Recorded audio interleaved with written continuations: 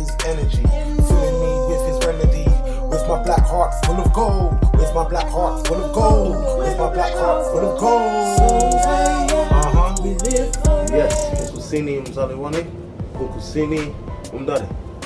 That means good morning, brothers, good morning, sisters, in the Bantu language of Kazulu tongue. You get me? It's a beautiful day on the 17th of July. I'm Justin Jah Redz, TV Free Souls. Yo, watch, subscribe. Yeah, this is going to be the world of talent and awareness. So when I say talent and awareness, it means I'm going to be bringing up and coming talents across London and England in very many different genres, bringing them to you for your display.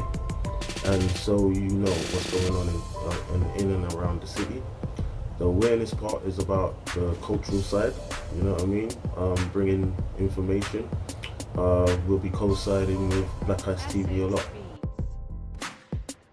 I want to say something in regards to a lot of questions that I've been getting via different people that I meet, messages via Facebook, and conversations through groups and other things, you know what I mean?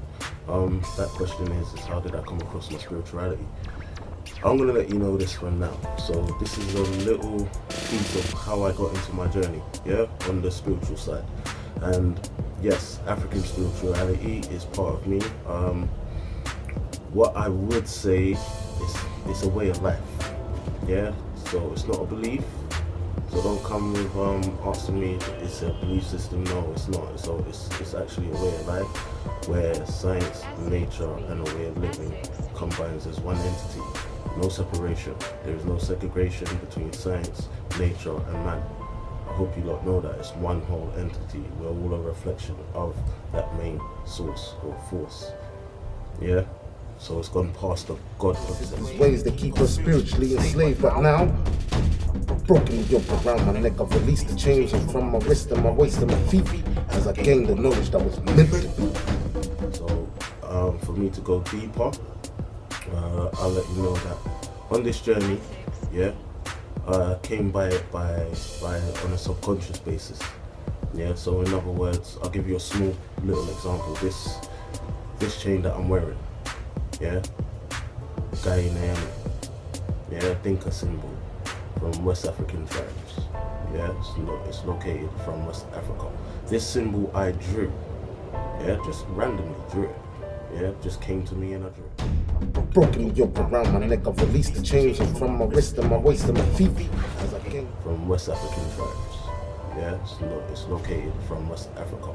This symbol I drew, yeah, just randomly drew it. Yeah, just came to me and I drew it. You know, it's in my logo, it's the same. Got the same symbol within my logo. What does it mean? The omniscience of God, the omnipotence of God. Remember, take the God concept out of the way. It's in a language that you can understand. What we mean is the ultimate force. Yeah, the force that governs everything in our intergalactic space. Yeah, everything that is a reflection of that, because we are all electricity vibrations, run on electricity vibration and frequencies. So again, how did I come across my journey? Well, I'll tell you what, it started off with a book that my brethren Adrian gave me. This is somewhat, I think, Adrian or Tino, I can't remember which one actually. Guys, get back to me and let me know which one of you lent me this book that I'm about to show the people that. Yeah, and this was about 10, maybe even 15 years ago. Yeah, so this shows you how long I've been on this spiritual journey and doing research, a lot of reading. So the first book is actually called The Field by Lynn McTaggart, if I'm correct. Hold on, let me just double check that for you guys, because I didn't own that book. Like I said, my brethren Tino or Adrian gave me this book. Yep, it's The Field by Lynn McTaggart. Definitely Lynn McTaggart. Definitely Lynn McTaggart. Can you see that? Oh, my phone's a bit smashed. Hold on. Let me go on it. There we go. Phone's downloading, so it's not very clear at the moment. But if you can see that book started the whole process, because before all of my research was in the religious sense. And yeah, I just knew there was something more than what the religion scriptures were telling me, and that's what led me on the spiritual journey, the field. Yeah. Then I got other little books, like the 7 Spiritual Laws of Success. I don't know if you can see that. Here we go. Yeah. These are all books that got me on my spiritual journey.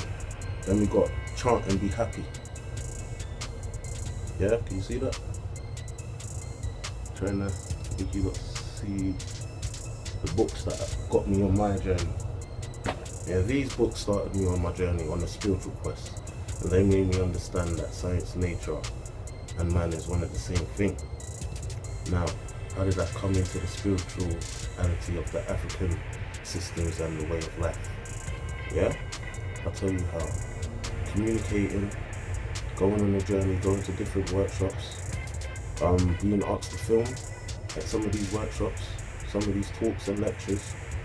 That's what opened my eyes, and then I started to see the relationship between the entities of these books and information that I was reading, and you learn to find that most of this information existed 3,000 odd years ago.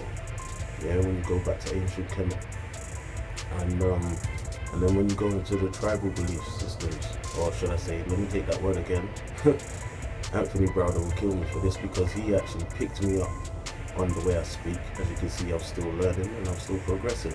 So we still have a lot of way to go, because even in the way we talk is a big key, yeah, of our abundance and what we attract to us and our development in life. So Anthony Browder picked me up about the words hope, triumph, and belief. Yeah, so it's not a belief, it's a way of life. Once again, so I correct myself. Yeah, Anthony Browder, I did listen and I did learn.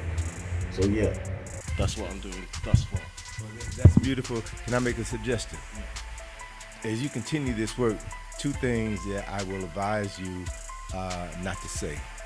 Say try, don't say try, and don't say hope. Okay. And the reason being is that the brain can't process the word try. The brain either does something or it doesn't do it, right? Right. So that's exactly my point. You have to affirm what it is that you are doing, and you bring it into manifestation through that affirmation. So when you say try, the brain says, all right, he doesn't say that he can do it. So I don't know if I can really give him what he needs, because he hasn't asked for it. He's trying. And hope does the same thing. You know, hope sends you in it locks you down into a continuous loop where you just hope and hope and hope and hope and hope. But by declaring what it is you want and putting your consciousness behind manifesting what it is that you want, that is how you bring things into existence. That's how we bring things into existence. That's where it got me. You get me? It got me to the African way of life.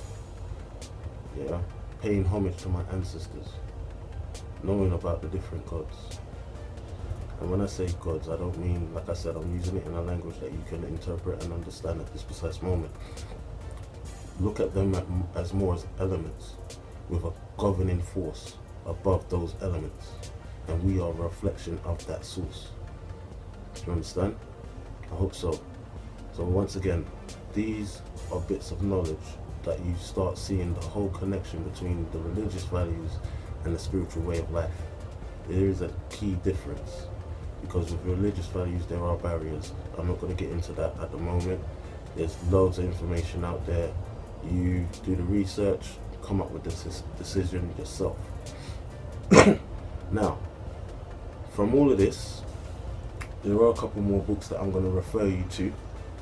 Yeah, one is by Anthony Browder. Again, like I said, I had the great opportunity of meeting this guy with survival strategies. You can see that there. It's a good book to lead you on the journey. And then you have more information from Robin Walker. That's another gentleman that I had the opportunity of meeting. Even got the book signed.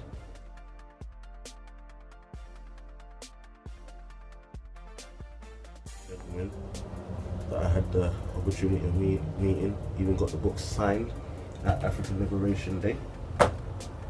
That was back in May.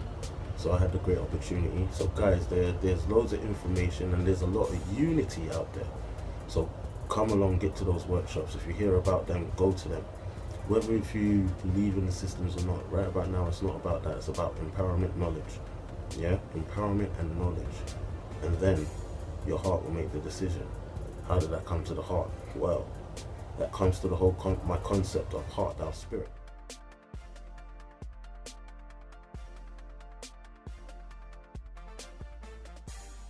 How did I come up with that concept? Some say, so I'm going to quote and unquote that. It's not concept, it's a way of life. If you do your research, you'll see the connectivity. Heart, thou spirit. Now, if you look at the relation of the heart and the spirit, you realize the connection of this whole space, this whole world and dimension that we're living in. Your connectivity to it. Yeah? That's why I'm coming up with the documentary. I'm not going to release too much information in this little broadcast here. So what I'll say is, how did I come up with the concept heart, thou spirit? Via research, via reading, via coming to the workshops, and now I'm putting it out there to you. I embed it in my films.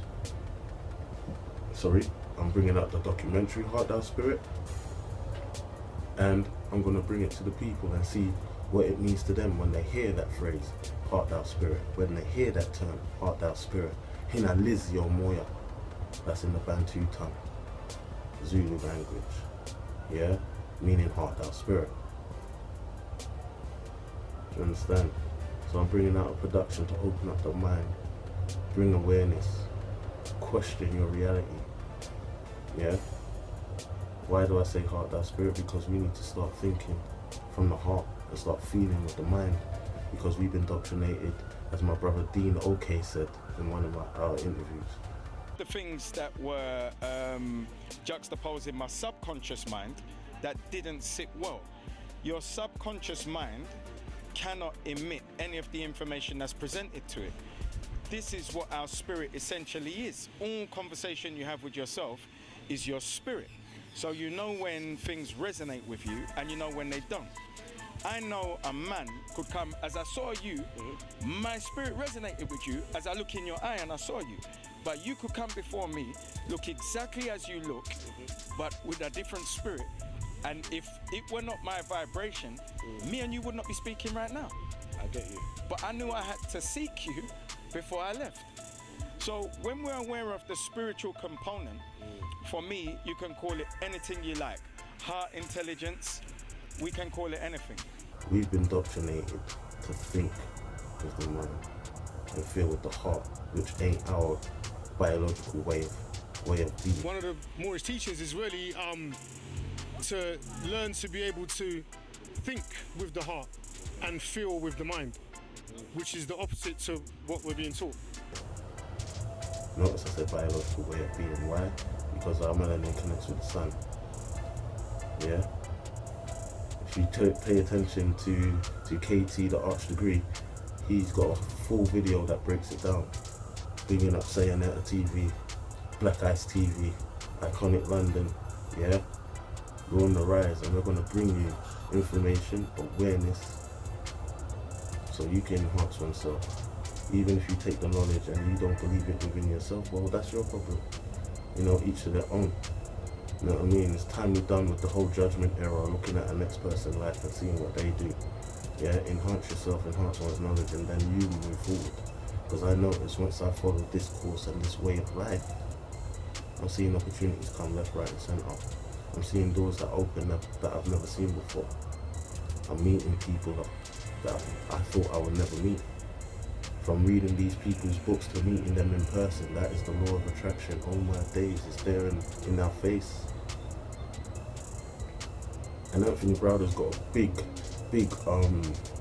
workshop on how he breaks down the law of attraction and how it relates back to the Kemetic science and the Kemetic way of life.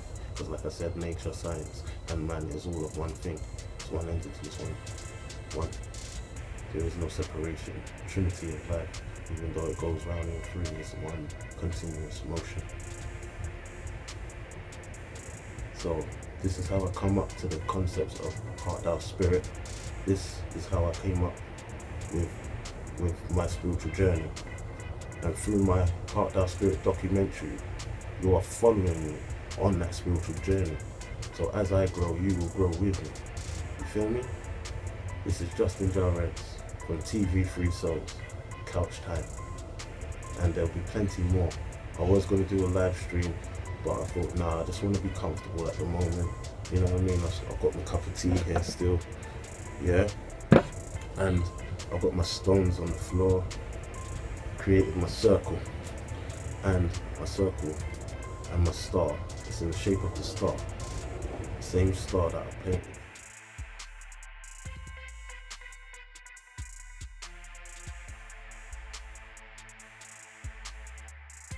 And my star. It's in the shape of the star. The same star that I painted with my tribal face on it, which I realized had a deep meaning. So like I said, everything in my journey happened on a subconscious basis, and then I realized it was my ancestors that were calling me. That's why I pay homage. And I pay homage to the ultimate force. Know that, and the elements. I don't praise nothing. Yeah, I pay homage to those forces that allow me to live and walk on this planet and exist in this plane.